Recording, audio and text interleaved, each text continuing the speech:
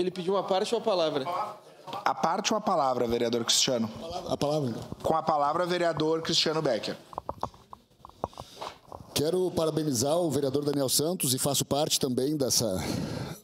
onde vamos assinar nessa proposição do vereador, né? E quero convidar a todos os nobres colegas para que se façam presente, façam parte, né? Parabéns, Daniel, temos que fazer a valorização da nossa cultura, né? Eu até ia iniciar a minha fala aqui fazendo o início de uma poesia, né, gaúcha, por visto que me criei dentro de um CTG também, né, lá na cidade de Canela, o CTG Querência de Canela, né, onde dançava a chula, fazia declamação de poesia, participávamos de rodeio, né? Obrigado, vereador Mortal. Né?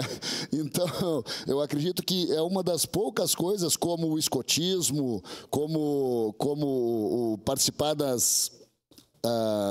dentro da igreja, que tem as reuniões de jovens, né?